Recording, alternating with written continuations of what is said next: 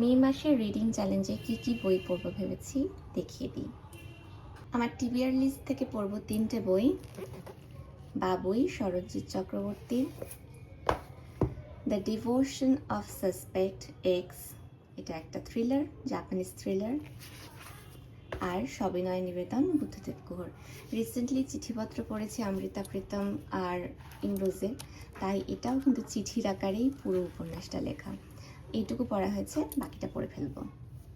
Library থেকে পড়ব 2টো বই, দেখিয়ে দিই। প্রথমটা শ্রীকৃষ্ণের শেষ কটা দিন, সঞ্জীব চট্টোপাধ্যায়। আর একটা বই লাইব্রেরি থেকে পড়বো, সেটা হচ্ছে অরুন্ধতী রয়ের the God of small things.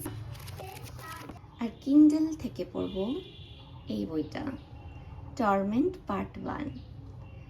এটা একটা ডার্ক রোম্যান্স বলা যেতে পারে।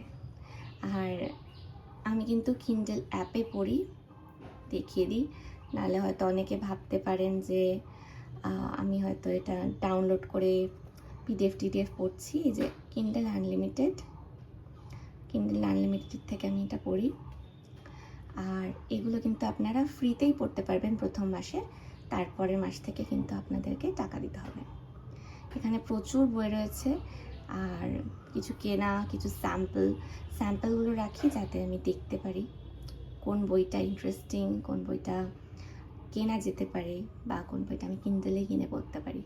তো এই ছিল আমার মে মাসের রিডিং লিস্টে বা রিডিং চ্যালেঞ্জের যে বইগুলো পড়বো ভেবেছি, সেই কটা বই।